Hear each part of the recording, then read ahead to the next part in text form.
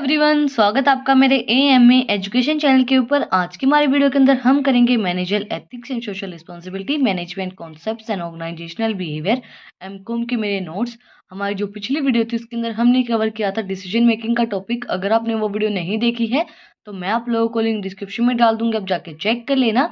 और अगर आप चैनल पे नए हैं तो सबसे पहले चैनल को जाके सब्सक्राइब करें, बेल आइकन प्रेस करें फॉर न्यू अपडेट्स। तो आज की हमारी वीडियो के अंदर हम कवर करेंगे manager ethics and social responsibility. ये लास्ट टॉपिक है हमारा फर्स्ट यूनिट का, manager ethics. The principle by which a manager leads his company will dedicate everything from employees ethics to company moral and productivity. Ethics का मतलब क्या होता है? आपके सिद्धांत। तो मैनेजरियल एथिक्स का मतलब क्या होगा? वो प्रिंसिपल्स जो मैनेजर अपनी कंपनी को चलाने के लिए यूज करता है, जो उसके मोरल्स होते हैं, जो उसकी प्रोडक्टिविटी होती है, उनको अपनी कंपनी को रन करने के लिए, अपनी कंपनी को लंबे समय तक चलाने के लिए जो प्रिंसिपल्स का, जो एथिक्स का यूज करता है, उसको बोलते हैं मैनेजरियल एथिक्स। जो मैनेजर के एथिक्स होते हैं वो अपने एथिक्स को फॉलो करता है। बिजनेस एथिक्स भी एक सब्जेक्ट आता है बीकॉम के अंदर। अगर आपने नहीं किया है तो एक बार एथिक्स की डेफिनेशन आप उसके अंदर देख लेना, मैंने आपको करवा चुकी हूँ मैं। लेकिन एथिक्स का मतलब क्या होता है? सिद्धांत। अपने जो रूल्स एंड रेगुलेशन, जो उसके सिद्धांत होते हैं, उसके ऊपर चलना। तो मैनेजर के जो एथिक्स होते हैं, जो उसके सिद्धांत होते हैं, उनके ऊपर चलना। जैसे फॉर एग्जांपल इसको हम एथिक्स को हम बोल सकते हैं कोड ऑफ कंडक्ट। उसके कोड ऑफ कंडक्ट को फॉलो करना। जैसे एक डॉक्टर है तो उसका कोड ऑफ कंडक्ट क्या होगा? अगर उसका कोई एनिमी है, या आप 12 बजे हुए हैं, रात के 1 बजा हुआ है, तब आपके पास कोई भी मरीज आता है, तो उसका एथिक्स ये बनते हैं कि उसको उसका इलाज करना पड़ेगा। तो वो होते हैं उसके एथिक्स और उसके code of conducts. Managerial ethics is a basic part of business ethics.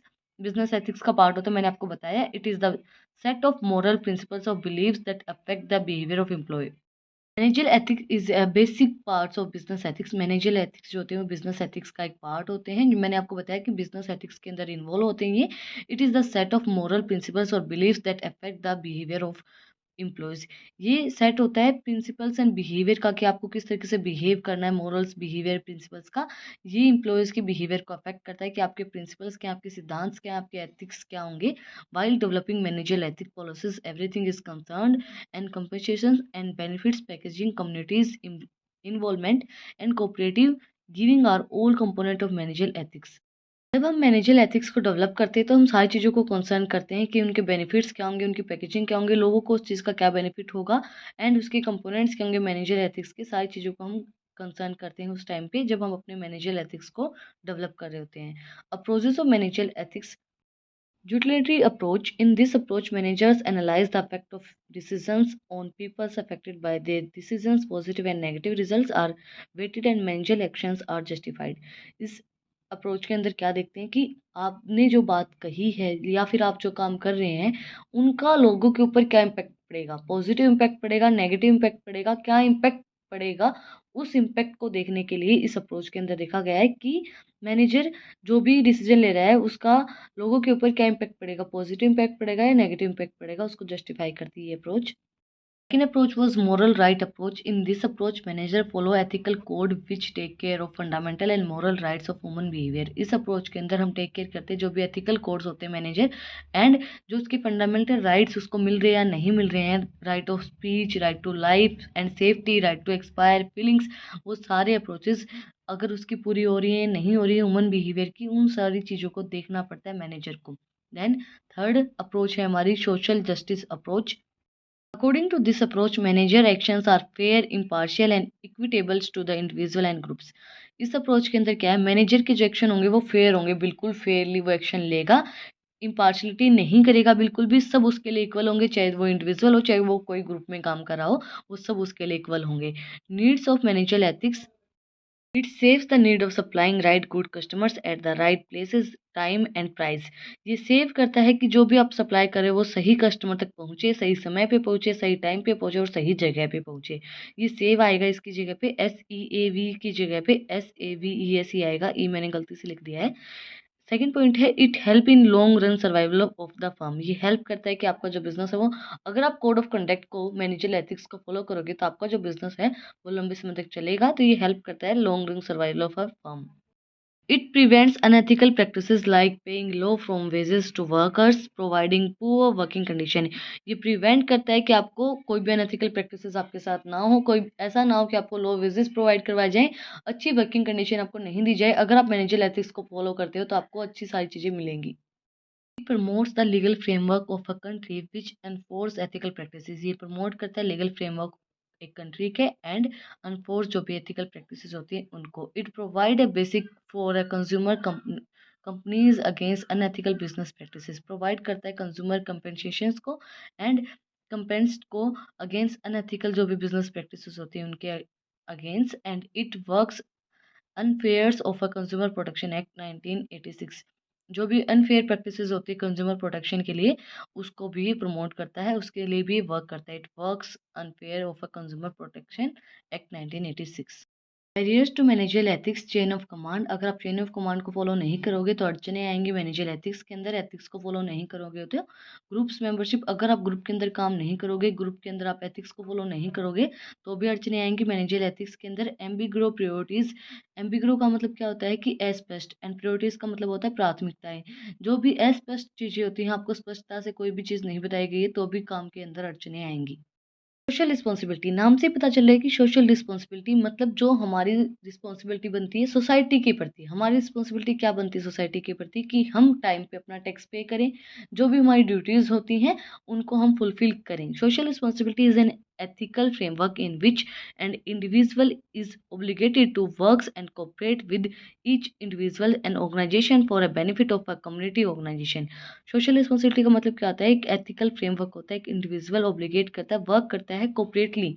जैसे कि आजकल क्या है कि सोशल वर्किंग बहुत ज़्यादा चली हुई है, एनजीओज बहुत ज़्यादा खुल गए हैं लोगों के लिए, वेलफेयर के लिए, तो वो बहुत ज़्यादा ज़रूरी होती है।